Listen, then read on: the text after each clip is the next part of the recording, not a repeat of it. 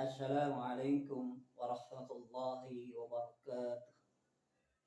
Alhamdulillahilladzi allafa baina qulubina wa asbahna bi ni'matihi ikhwana. Amma ba'd. Allahumma inna nas'aluka ilman nafi'a wa rizqan thayyiban wa 'amalan mutaqabbala.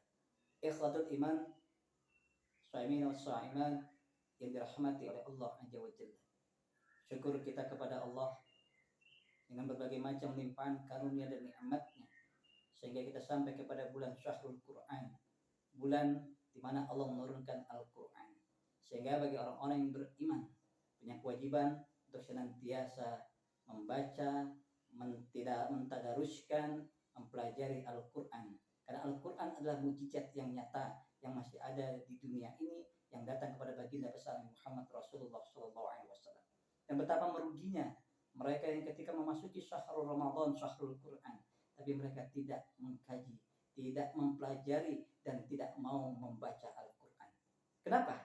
Dalam kitab Fadailul Amal As-Syaihah, Sya'ali Muhammad Al-Maghribi, dalam bab Fadilatul Quran, keutamaan daripada membaca Al-Quran, beliau menjelaskan ada 13 keutamaan bagi mereka yang mau istiqomah, mau mengikhlaskan dirinya untuk membaca Al-Quran. Apa saja keutamaan itu? Yang pertama, hadis riwayat Imam Bukhari, Rasulullah SAW bersabda, khairukum man ta'allama al-Quran wa 'allama. Sebaik-baik kamu adalah orang-orang yang mau belajar dan mengajarkan Al-Quran. Dari hadis ini ditegaskan, ternyata manusia terbaik di muka bumi ini hanya ada dua, yang mau belajar Al-Quran dan mengajarkan Al-Quran, yakni membaca Al-Quran.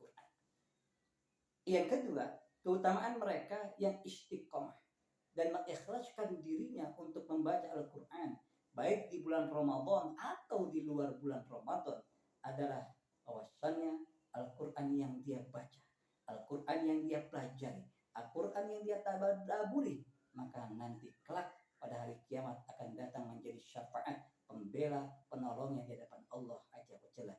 Bagaimana Rasulullah SAW bersabda, hadisnya riwayat Imam Muslim, Iqra'ul Qur'an fa innahu ya'ti yaumal qiyamati syafi'an ashabi. Bacalah oleh kalian Al-Qur'an, karena sesungguhnya Al-Qur'an nanti pada kalian akan datang sebagai pembela pada hari kiamat. Kemudian yang ketiga, keutamaan mereka yang istiqomah dan ikhlas membaca Al-Qur'an. Mereka adalah seorang pedagang yang melakukan perdagangan dengan Allah, yang perdagangan yang tidak akan bangkrut. Yang ini Allah abadikan dalam surah Fatir ayat 39. A'udzu billahi minasyaitonir rajim. Innal ladzina yatsluna kitaballah wa aqamus shalah wa anfaqu mimma razaqnahum sirran wa 'alaniyatan yarjuna tijaratan lan tabur. Sesungguhnya mereka orang-orang yang senantiasa membaca Al-Qur'an, menegakkan salat dan membelanjakan hartanya di jalan Allah, baik secara sembunyi-sembunyi atau terang-terangan. Mereka itulah yang mengharapkan perbelanjaan yang tidak akan rugi, yang tidak akan rusak, yang tidak akan bangkrut, yakni membaca Al-Quran.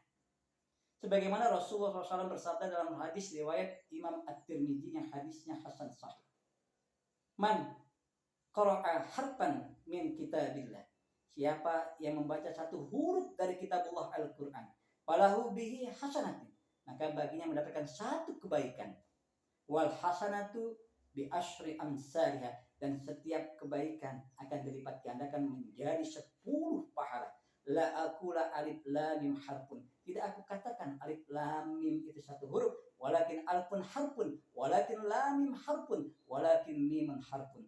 Aku katakan alif itu satu, lam itu satu, mim itu satu. Maka ketika kita membaca alif lam mim, 30 pahala kita dapatkan. Inilah karunia, fadilah, keutamaan orang membaca Quran yang ketiga. Yang keempat, mereka nanti di hari kiamat akan mendapatkan tajil karamah, mahkota kehormatan. Ketika itu berhadapan dengan Allah, Al-Quran berkata, Ya Rabbi halli, ya Allah berikanlah dia kemuliaan, berikanlah dia keagungan. Fayal bisu tajil karamah, maka Allah memberikan kepadanya, yakni mahkota kemuliaan. Hadis riwayat Imam At-Tirmidzi. Kemudian yang kelima, orang-orang yang istiqomah membaca Al-Quran, maka dia akan mendapatkan keridhaan dari Allah Azza wa Jalla. Sesungguhnya tujuan hidup manusia di muka bumi ini sampai berjumpa dengan Allah adalah mardatillah wa ghayatul aqsa, untuk mendapatkan keridhaan Allah dan tempat yang tinggi yang mulia masuk ke dalam surga. Sebagaimana Allah firmankan dalam surah Al-Baqarah ayat yang terakhir, radhiyallahu anhum wa radu an dzalika liman khasyya rabbah. Mereka ridho kepada Allah dan Allah ridho kepadanya, dan hanyalah orang-orang yang takut kepada Allah yang akan mendapatkan keridhaan dari Allah Azza wa Jalla. Hadisnya menjelaskan dari Imam At-Tirmidzi, ya Rabbi irda anhu wa yarda'u anhu.